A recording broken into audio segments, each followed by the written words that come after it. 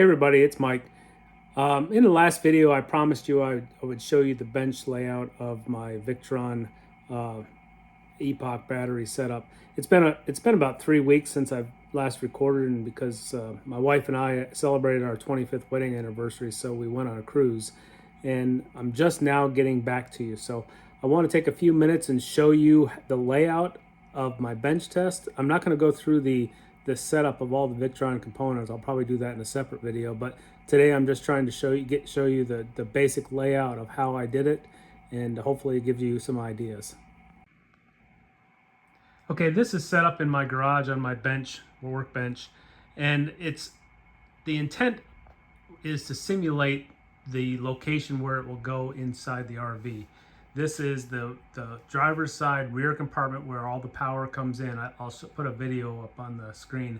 So the dimensions and everything are approximate, so I get an idea of how to lay everything out, and more importantly, how I measured and installed the cables, because those 4-aught cables are not cheap, so I wanted to get it right. So I used this setting to simulate setting up the cables, and I also did this to get to know the system and set up and install the Victron component. So I'm going to start off with the batteries. We always start off with the batteries. You can see my 2 EPOCH 460 batteries.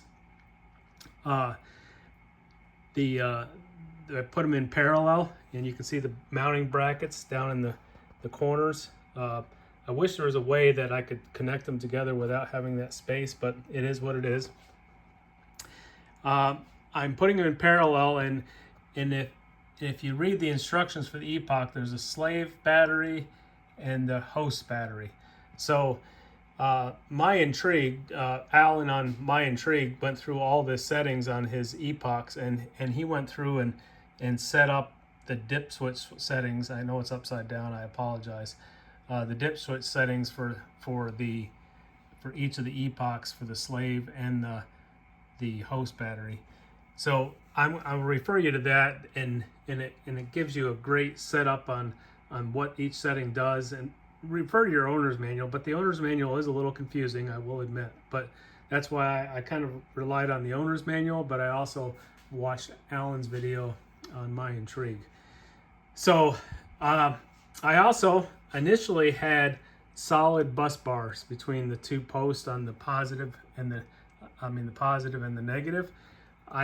After reading some discussions on the forums for EPOCH, I decided to go with the 4-aught cable, because it kind of acts like, has some flexibility in there, so as the batteries roll down the road, it doesn't fatigue the terminal posts. So that was a change I did after reading some input. I am using 4-aught cables. I'll put the link where these cables come from. It was actually recommended by Battleborn, that the location, and it happened to be in my hometown, so I was lucked out there. I am putting the battery cutoff switch on the negative side. There's been a lot of discussion back and forth about positive or negative. I think for the safety reasons, I'm going to put it on the negative side. The EPOCH comes with automatic on and off switches. These will run up to the front of the RV when I'm done, so the cable needs to be a lot longer. So I'm going to have to figure a way to splice into these cables and extend them quite a bit. So there is a rack. You'll see the rack that goes across here. This is what I plan to do, and put a shelf so I can put store some stuff on top here, maybe some power cords. So, but right now I just use it to simulate the rack. These are the battery monitors that come with it. And let me go around to the back side and show you the setup. So again, if you watch the video, my Intrigue, he shows you how to connect these batteries, all the connections, but I'm going to briefly go through it. So on the host battery, I'm going to start with that one. I don't know if I can show it down here or not, but that says Victron, and that says CAN right there, CAN and Victron. So what you do is you take the Victron components and you connect it to here, and then one of the cables coming off of this wiring harness says CAN, and it actually goes over to the slave battery. So that cable connects down and over to the slave battery, and that's the part number for that cable. It came with my batteries, but I think some people had to order it special, so I'm not sure. Nothing goes into that port. The battery monitor comes up and over. It's part of that wiring harness. On this battery, the only thing I use on this battery, I hooked it to the Victron, and then the only thing I'm using is the battery monitor. So again, the primary harness is on the host. The host has a battery monitor cable that comes out, and then it also has another cable that goes over to the slave battery, and then the slave battery just has the one wiring harness. So there will be some harness pieces that you won't need when you connect these in parallel. I did want to pause here for a second and let you guys know that off the host battery, off that Victron connection, there is besides going over to the slave battery in the CAN port, there's also a connection that goes over to the Serbo GX. That's the most important line. I forgot to mention it. It comes off the host battery, Victron port, and then it goes over to the Serbo GX using a RJ45 connector. I just wanted to mention that. So that's essentially the battery connections. While I'm here on this side of the setup, inside the RV there's a pass-through container, pass-through compartment in this Victron inverter. It's the Victron Quattro 2, 12 by 120, 3008 watt inverter. I am going to lay this down. I'm going to put a fan right up here, and it's going to blow, hooked to a relay, so when the inverter's on, it's going to turn on, but it's going to blow through.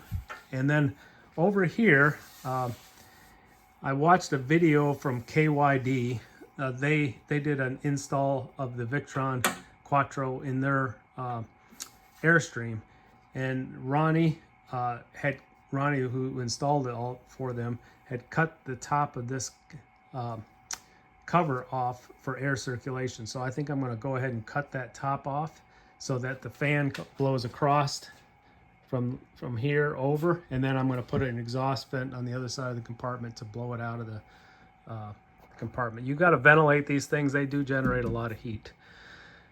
And then what I have done to help simulate this environment is you have, for the Quattro, I can actually have two AC inputs. So the first one is I simulated, and I'll show it here. Hopefully I can show it. This cord right here goes into AC1 in, and that cord is simulating the generator.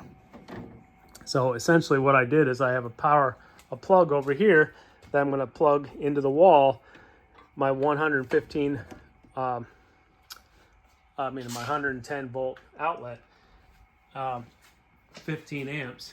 I'm going to bring it in here, and that's going to simulate my generator.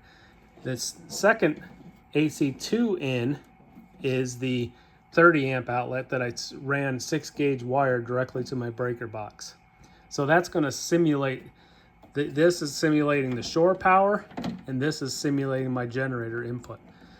With this Quattro, the one nice thing about the Quattro, I have a transfer switch in the RV. With the Quattro, you don't need the transfer switch.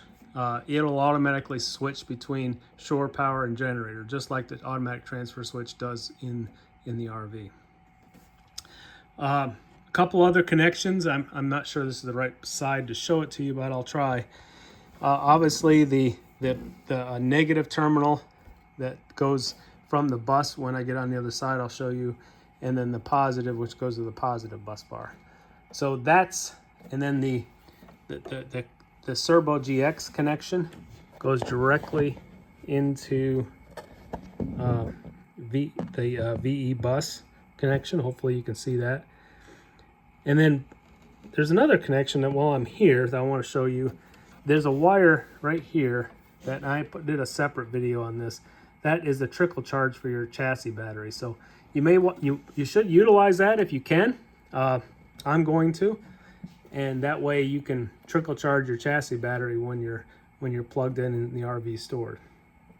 Okay, so I'm going to swing around to the other side, and hopefully we'll get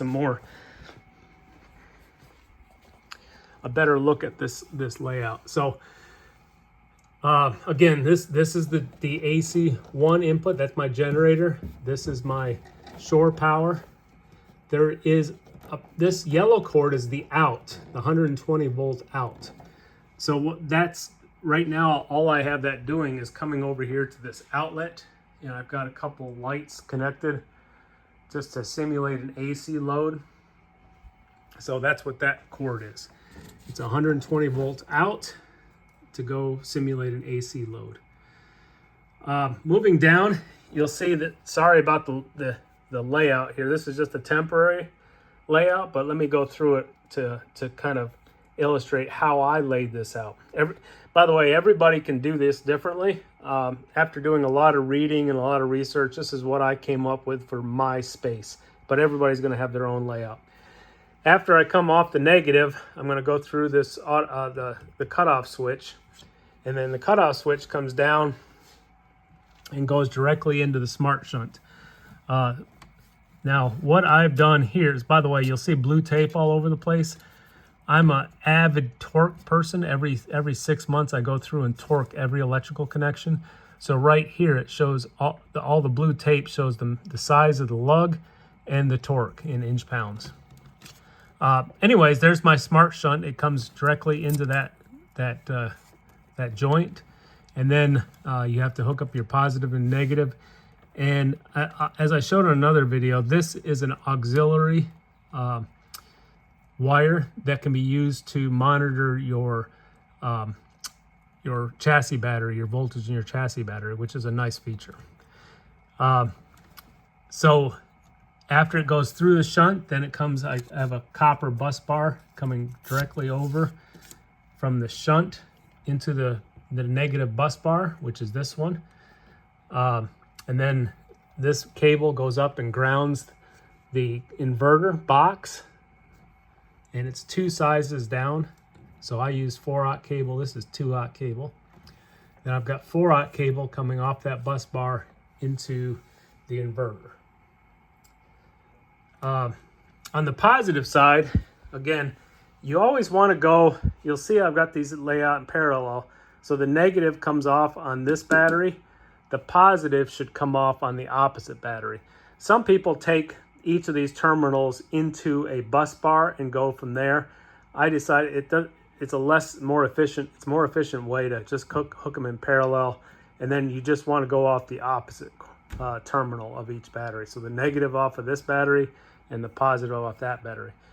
So the positive comes off there, comes down and around and into the a bus bar, and from the bus bar you can see I have a 400 amp fuse, a T-class fuse.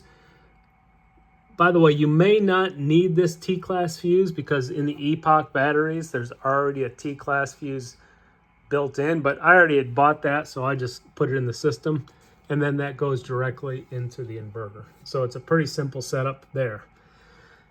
Now when we get to the Victron components, the Servo GX, this is the brains of the whole operation. Lots of connections. I'm not going to go through, there's lots of videos that show the connections. I did put a quick short video out there on this VE Direct cord.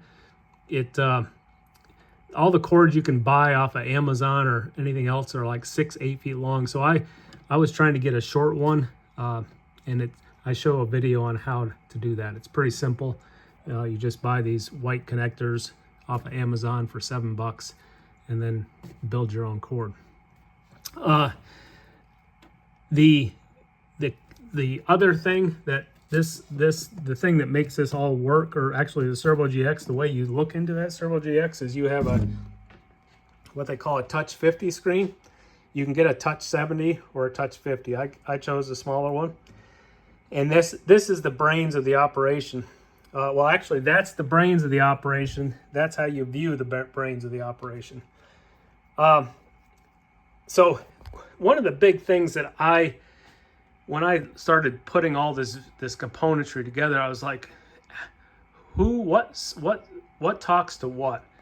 And it was a little confusing, and I'm still not 100% clear on what talks to what, but I wanted to share what I know, and hopefully people can add to it. But there's 5 pieces of software that you use to talk to this system.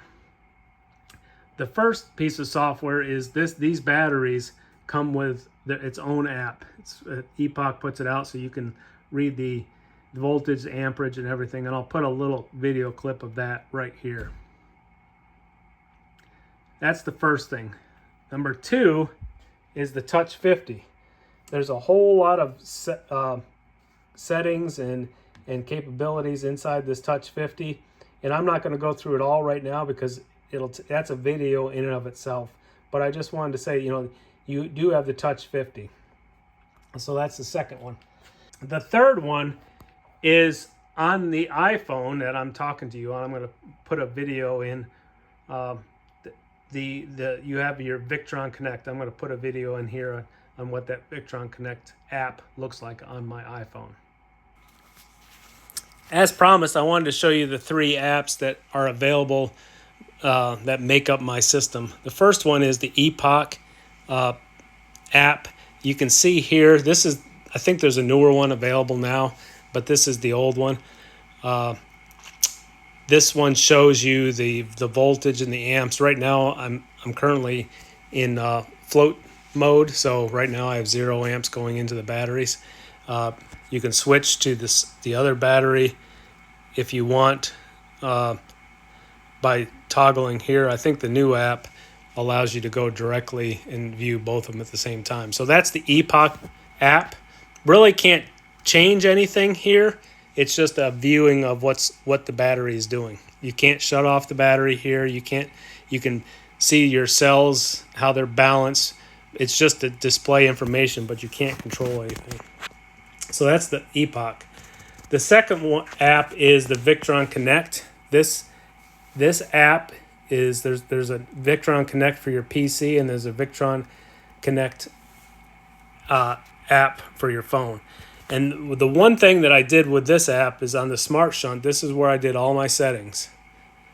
You can also do it on the app on your PC, but if you click on Settings, Battery, you can set up your charge voltage, your discharge floor. All the settings are done in here. Also, if you want to set up your alarms, you set them up in here. And then also down here, if you add the auxiliary input for your starter battery, you turn it on here. So that's the Victron Connect app. And the third one is the VRM. Hang on, I'm not sure. There it is. So this is the Victron Remote Manager. Again, this app allows you to see everything that's on the PC, as well as you can actually go into your remote console. You turn your screen sideways, and it allows you to see the control panel just like your Touch 50 that's inside your RV. So that's pretty cool feature, and it's inside the VRM. So hopefully that helped. Okay, so that's 3. 2 more to go. On your PC now, the last 2 are on your PC. There is another, let me jump over. I'm trying to do this while holding this. There is another piece of software, VE Connect. So there's a VE Connect on your iPhone and the VE Connect that you download and install on your computer. What this piece of software allows you to do is you use this, and everybody should get one of these, this MK3 connector. That allows you to program your inverter. So the MK3, you simply plug in your Cat 5e cable here. I'm going to go ahead and do it now. You plug that Cat 5e cable in here, and it comes over and it plugs into the VE bus right there. So you have two VE buses, one's for the Servo GX and one's for your setup for the MK3. And what that does is once you plug that in, you can now go into your settings of your Multiplus and do all your setup. So that's Victron Connect PC.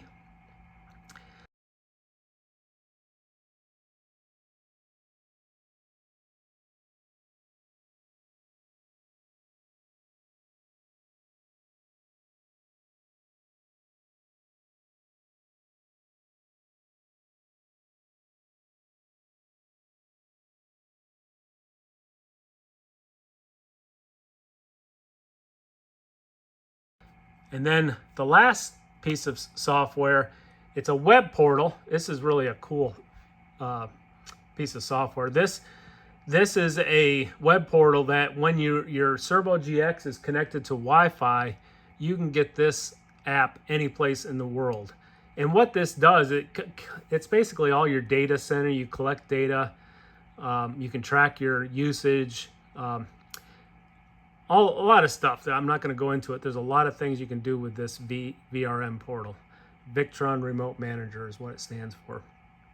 So that's the fifth system. And by the way, the inside of VRM, if it's connected and you have it set up, you go to your remote console and basically it gives you the same screen that you have on your Touch 50. So those two are the exact same, but the one on the VRM you can access anywhere. So this will be in your motorhome or your camper, mounted on the wall, which you can't touch, but that one you can. And there is also a VRM app. I guess there's 6 now that I think about it. The VRM app on your phone, which looks a lot like this app. It's an app though. It's not a web page. And this the VRM allows you to access your data and control your RV from any place in the world. So 6 pieces of software. It's a lot, and each one has its own purpose. So I think the only way you can watch a lot of videos, and I may put out some setup videos on how I set up my shunt and how I set up my inverter, just for me. But there's a lot of videos, a lot of smart people out there that will show you all the features that are in these 6 pieces of software. But I just wanted you to know that there's a lot of pieces of software out there that you can use to get your system up and running. And I did not realize that it took all those pieces of software to get this thing up and running. So yeah, that's my bench setup. What I plan on doing is after I have tested a lot of this already, so I'm getting ready to start mounting it in the RV. I have several other bench tests I'm doing with the BIM. I think I'll put a video out on that, how to set up the battery isolator manager and some connections, a couple short videos. But yeah, the bench test is critical. You have to do this. You have to get comfortable with all the connections. You have to get comfortable with all the settings. And it's easier to do this in an air-conditioned environment rather than laying on your back and doing it in the RV. So yeah, that's it for now. I hope everybody enjoyed this video. Let me know if you have any questions. I appreciate your time and for watching this. Thanks. Bye.